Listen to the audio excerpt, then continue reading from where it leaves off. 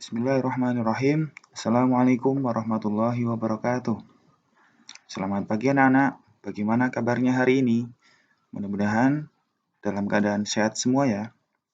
Baik, jumpa kembali dengan Pak Rasid di sini.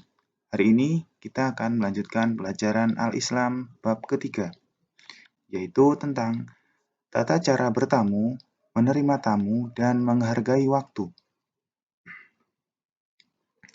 Baik, sebelum kita mulai pelajaran kita hari ini, kita awali dengan membaca basmalah bersama-sama. Bismillahirrahmanirrahim. Baik, langsung saja kita mulai. Yang pertama, dalil yang akan kita pelajari pada hari ini, yaitu tentang menghormati tamu.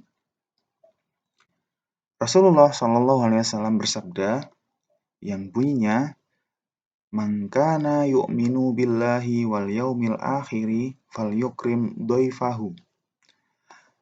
Siapa saja yang beriman kepada Allah dan hari akhir, hendaklah dia memuliakan tamunya. Inilah yang menjadi dasar mengapa kita sebagai umat Muslim, sebagai umat Rasulullah, diperintahkan untuk menghormati tamu. Baik, kita akan mempelajari adab dalam bertamu.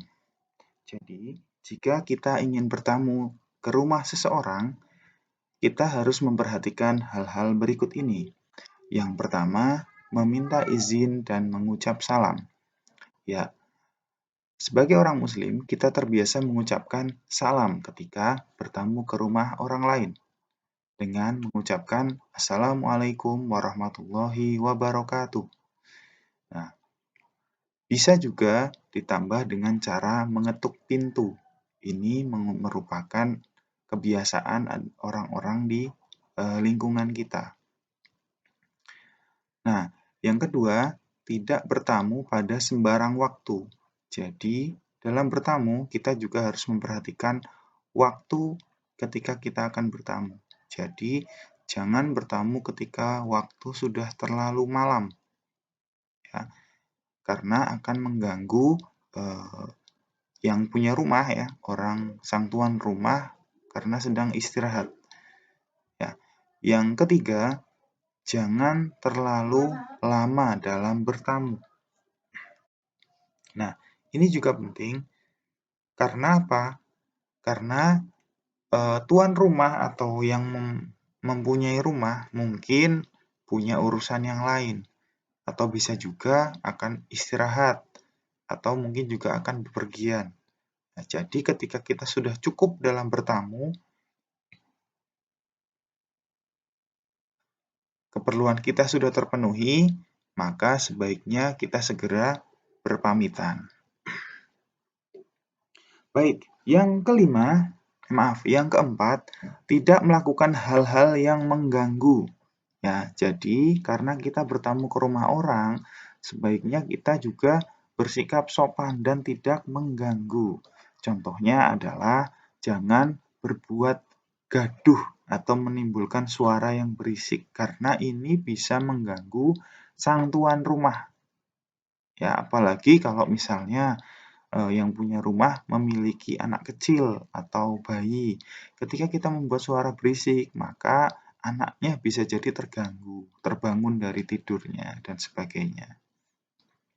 Baik, yang kelima, jika diberikan suguhan, ya, suguhan atau hidangan, baik berupa makanan dan minuman, ya, kita harus menghormati dengan cara meminum atau memakannya.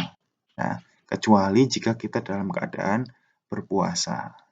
Nah, yang terakhir, jika kita sudah selesai dan akan pulang, ya, kita diharuskan untuk berpamitan. Jangan sampai kita tahu-tahu pulang tidak berpamitan. Nanti akan dicari oleh yang punya rumah seperti itu. Ini adab-adab ketika kita akan bertamu ke rumah orang lain seperti itu. Nah, yang selanjutnya adalah larangan. Jadi kalau kita bertamu, selain ada anjuran-anjuran yang tadi sudah kita bahas, juga ada larangan. Jadi ketika kita bertamu sebisa mungkin menghindari hal-hal berikut ini. Yang pertama adalah berteriak. Ya, seperti yang tadi akan mengganggu sang punya rumah, ya, akan membuat kegaduhan. Nah, yang kedua, mengetuk rumah secara berlebihan. Nah, jadi ketika kita akan meminta izin, ya, atau kita istilahnya mengucap salam dengan mengetuk rumah, itu tidak boleh berlebihan, tidak boleh terlalu keras dengan memukul yang berlebihan. Ya. Kemudian yang ketiga, tidak boleh meminta izin lebih dari 3 kali. Jadi adab dalam Islam ketika kita bertamu, mengucap salam dan mengetuk pintu itu maksimal 3 kali. Ya, 3 kali dengan suara yang biasa, tidak usah berteriak-teriak. Nah, yang penting terdengar secukupnya. Nah, ketika sudah 3 kali salam, 3 kali diketuk, tidak ada jawaban, orangnya tidak keluar, ya kita harus pulang, ya. Jadi tidak boleh terus diketuk terus sampai orangnya keluar, tidak boleh. Ya, karena bisa jadi yang pertama orangnya sedang pergi misalnya. Yang kedua bisa jadi dia sedang istirahat. Ya, jadi tidak mendengar suara kita. Nah, ketika itu kita tidak boleh terus-terusan mengetuk pintu. Nanti akan mengganggu. Seperti itu. Nah, yang keempat adalah mengintip ke dalam rumah. Nah, ini yang kadang-kadang lupa.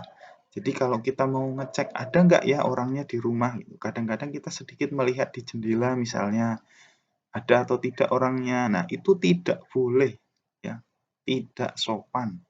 Nah, jadi hati-hati ketika kita bertamu, sebisa mungkin ya kita memperhatikan hal-hal berikut. Dan yang terakhir, kita tidak boleh masuk ke rumah orang lain tanpa izin. Nah, seperti yang tadi kita sudah mengetuk pintu, sudah mengucap salam mungkin tidak terdengar ya. Kemudian kita tahu-tahu menyelonong masuk itu tidak boleh. Ya, itu namanya sembrono kalau bahasanya kita ya. Sembrono, tidak boleh seperti itu karena belum mendapatkan izin dari tuan rumah. Baik, yang selanjutnya adalah bagi kita jika ada tamu yang datang ke rumah kita, ada adab dalam menerima tamu. Nah, sebaliknya kalau ada orang yang datang ke rumah kita, kita juga harus menerima dengan tata cara yang baik. Yang pertama adalah menyambut kedatangannya dengan ramah. Dengan ramah itu dengan tersenyum, ya, disapa, ya, menjawab salam, ya, dengan muka yang ramah, ya, wajah yang ramah. Jangan dengan muka yang atau wajah yang lesu, atau cemberut, ya, apalagi berpaling muka. Oh, itu tidak boleh. Karena ada tamu, ya, tamu yang datang ke rumah kita harus dihormati. Ya. Kemudian jika sudah mempersilahkan masuk, ya jangan sampai tamunya dibiarkan saja kalau sudah datang disambut ya disuruh masuk. Gitu ya. Kemudian menyediakan hidangan semampunya. Nah, ini hidangan yang dimaksud di sini adalah makanan atau minuman ya yang sesuai dengan kemampuan kita. Kalau mampunya hanya menyediakan teh atau kopi ya sudah itu saja. Ya, kalau mampunya hanya menyediakan air putih ya air putih saja. Tidak apa-apa. Ya, yang penting kita sudah memberikan suguhan. Kalau syukur-syukur bisa menyuguhkan yang lain, ada makanan, ya mungkin ada cemilan dan sebagainya itu lebih bagus. Karena itu salah satu bentuk kita memuliakan tamu. Jikapun tidak apa-apa ya. Semampunya saja. Nah, selanjutnya jika tamu akan menginap, nah ini untuk tamu kalau kita tahu tamu yang dari jauh, ya, dari luar kota ya, atau saudara kita yang dari jauh dan sepertinya mau menginap ya, kita wajib menerima ya. Jadi kalau dalam Islam itu maksimal 3 hari ya, kita wajib menerima tamu itu 3 hari. Nah, setelah 3 hari itu, jika memang kita masih bersedia, itu dihitung sebagai sodako. Ya. dalam kita menyambut tamu, melayani tamu, memberikan suguhan kepada tamu akan dianggap ibadah sedekah. Kemudian yang terakhir, jika tamu akan berpamitan ya, kita mengantarkan sampai ke depan rumah ya. Jadi sampai istilahnya orangnya benar-benar sudah pergi seperti itu. Jadi itu adalah bentuk kita menghormati, menghargai tamu yang datang ke rumah kita. Nah, jadi ada tata cara bertamu, ada cara yang baik, kemudian ada larangan-larangan dalam bertamu, serta ada juga adab tata cara menerima tamu yang baik. Baik, seperti itu. Selanjutnya, materi yang kita bahas adalah tentang menghargai waktu. Ya, kalau tadi menghargai tamu, sekarang menghargai waktu. Baik, waktu adalah hal yang sangat penting bagi kita. Keseharian kita tidak terlepas dari yang namanya waktu. Nah, di dalam Al-Quran Allah Subhanahu Wa Taala berfirman dalam surat Al-Asr ya. Ya, jadi wal asri itu artinya demi masa atau demi waktu. Ya, masa itu kan kata lainnya atau bahasa lainnya adalah waktu ya. Innal insana lafi khusr. Sesungguhnya manusia itu benar-benar dalam keadaan rugi. Illalladzina amanu wa amilus solihati wa tawasau bil haqqi wa tawasau bis sabr. Kecuali orang-orang yang beriman dan mengerjakan kebajikan, serta saling menasihati untuk kebenaran dan saling menasihati untuk kesabaran. Ya, jadi dalam surat ini Allah menyampaikan ya, yang pertama adalah demi waktu. Jadi demi masa atau demi waktu. Jadi kita umat manusia diminta betul-betul untuk memperhatikan yang namanya waktu, masa. Nah, kemudian di sini disampaikan juga manusia itu dalam keadaan yang rugi. Siapa mereka yang rugi? Ya, selain orang-orang yang menghabiskan waktunya dalam beriman dan mengerjakan kebajikan, serta saling menasihati untuk kebenaran dan saling menasihati untuk kesabaran. Jadi, yang disebut di sini yang rugi adalah mereka yang menyia-nyiakan waktunya untuk melakukan hal-hal yang sia-sia. Ya, jadi yang rugi adalah selain yang disebutkan di sini. Baik. Nah, apa itu menghargai waktu? Menghargai waktu artinya menggunakan waktu dengan sebaik-baiknya, memanfaatkan waktu yang diberikan Allah dengan berbuat kebaikan, tidak menyia-nyiakan waktu dengan berbuat keburukan. Nah, orang yang tidak memanfaatkan waktu dengan sebaik-baiknya termasuk orang yang merugi seperti yang tadi disebutkan dalam surat Al-Asr. Ya, jadi kita selagi masih memiliki banyak waktu luang, manfaatkan sebaik-baiknya ya untuk beribadah, untuk belajar ya, untuk membantu orang tua ya. Itu adalah waktu yang bermanfaat bagi kita. Ya, jangan sampai dihabiskan hanya untuk bermain, apalagi bermain game ya, sampai melupakan hal-hal yang lain. Itu namanya kita akan masuk ke dalam golongan orang-orang yang merugi karena kita melewatkan waktu berlalu begitu saja tanpa manfaat. Baik, contoh menghargai waktu. Yang pertama, kita menghabiskan waktu untuk beribadah kepada Allah ya. Jadi waktunya sholat, kita sholat ya, waktunya mengaji, kita juga mengaji. Kemudian beramal soleh sebanyak-banyaknya. Kita diberikan waktu oleh Allah sama semua orang.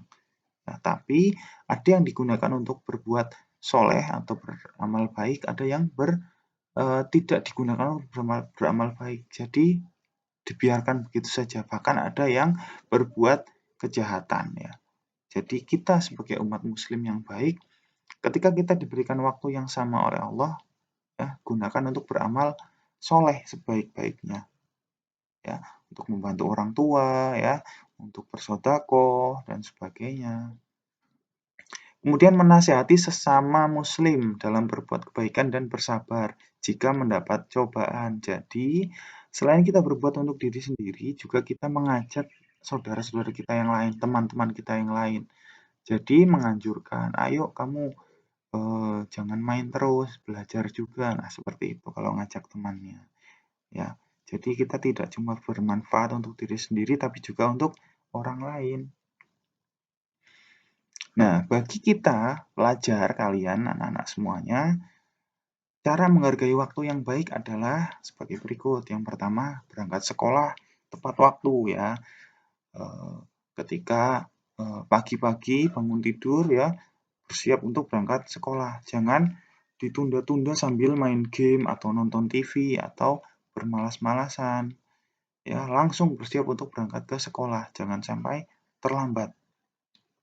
Yang kedua, mengerjakan tugas tepat pada waktunya. Ya, ini juga termasuk kita menghargai waktu. Ketika kita diberikan tugas hari ini, selesaikan hari ini juga ya. Tidak harus ditunggu sampai ditagih nunggu besok-besok. Nah, kemudian jika ada waktu luang ya, manfaatkan untuk belajar ya. Apalagi kalian sebagai siswa ya, tugas utamanya adalah untuk belajar dan tidak menyia-nyiakan waktu untuk bermain saja. Nah, ini juga penting ya. Boleh bermain, ada waktunya, waktu istirahat, waktu bermain, tetapi jangan sampai berlebihan. Berlebihan artinya apa? Sampai akhirnya bermain terus sampai lupa mengerjakan tugas, lupa beribadah ya, lupa belajar, itu namanya berlebihan. Dan manfaat menghargai waktu, ya yang pertama pekerjaannya tidak menumpuk, jadi tugasnya akan selesai tepat waktu, tidak menunda-nunda, ya. Kemudian melatih kedisiplinan. Nah, disiplin ini penting dilatih dari kecil, ya. Ketika ada tugas, ketika ada pekerjaan rumah, dikerjakan secepatnya, tidak menunda-nunda dengan bermain dulu, ya. Kemudian membuat orang lain lebih percaya kepada kita. Nah, jadi dengan kita mengerjakan sesuatu tepat pada waktunya dan disiplin, orang akan lebih percaya kepada kita. Dan yang terakhir, kita dapat mengatur kegiatan dengan lebih mudah. Kenapa? Karena jadwal kita sudah tersusun rapi, pekerjaan kita sudah diselesaikan. Jadi, tidak ada pekerjaan yang menumpuk. Jadi, ketika mengatur kegiatan kita bisa dilakukan dengan lebih mudah karena kita sudah terbiasa membagi waktu dengan baik. Ya. Nah, yang selanjutnya Rasulullah SAW bersabda masih kaitannya dengan menghargai waktu yang berbunyi Ightanim khomsan qabla khomsin sababaka qabla haramika wasihataka qabla saqamika wa ghinaka qabla fakrika wa faraghaka qabla syahlika wa hayataka qabla mautika. Kata Rasul, manfaatkanlah 5 perkara sebelum 5 perkara. Yang pertama, sababaka qabla haramika, waktu mudamu sebelum datang waktu tuamu. Ya. Kemudian wasihataka qabla saqamika, waktu sehatmu sebelum datang waktu sakitmu. Ya. Wa ghinaka qabla fakrika, masa kayamu sebelum datang masa kefakiranmu. Wa faraghaka qabla syahlika, masa luangmu sebelum datang masa sibukmu. Dan wahayatika qabla mautika, dan waktu hidupmu sebelum datang matimu. Ya, ini adalah hadis tentang menghargai waktu. Jadi kita harus mengingat hal-hal yang ada pada diri kita sebelum datang hal-hal yang lain. Ya, waktu muda. Selagi masih muda, lakukan hal-hal yang positif, yang bermanfaat. Ya, belajar menuntut ilmu supaya nanti ketika sudah tua kita sudah memanen ilmunya. Nah, sama juga waktu sehat. Ketika sehat banyak berbuat baik ya, dijaga kesehatannya. Karena kalau kita sudah sakit, ibaratnya kita tidak bisa melakukan apa-apa ya, karena istilahnya hanya berbaring saja. Selanjutnya masa kaya sebelum datang masa fakir atau miskin ya. Jadi kalau kita masih punya harta, ya, kita diberikan rezeki lebih, gunakan untuk membantu orang lain, ya. Jangan menunggu waktu nanti ketika kita sudah tidak punya, kita akan menyesal, ya. Kemudian yang keempat, masa luangmu sebelum datang masa sibukmu. Nah, ketika kita punya waktu luang, gunakan untuk beribadah, belajar, ya. Karena kalau kita sudah sibuk, banyak tugas, apalagi nanti kalau sudah ujian, kita akan disibukkan dengan hal-hal yang lain.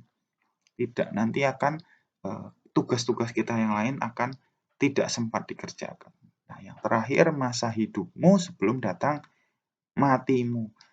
Sebagai umat manusia, kita pasti akan mati suatu hari nanti. Sebelum itu, manfaatkan waktu kita selama masih hidup untuk beribadah, untuk belajar, untuk melakukan hal-hal yang positif, hal-hal yang baik, ya. Jadi nanti ketika kita waktunya sudah dipanggil oleh Allah, kita memiliki amal perbuatan yang baik untuk kelak kita bawa sebagai bekal kita di akhirat. Iya, baik. Begitu anak-anak, ya, materi kita hari ini. Semoga bisa dipahami dan bisa juga diamalkan. Ya, semoga kita senantiasa diberikan kesehatan, ya, dan masih bisa bertemu di lain kesempatan. Terima kasih atas perhatiannya. Mohon maaf kalau banyak salah-salah kata. Ya. Kita tutup dengan membaca hamdalah bersama. Alhamdulillahirabbil alamin. Assalamualaikum warahmatullahi wabarakatuh.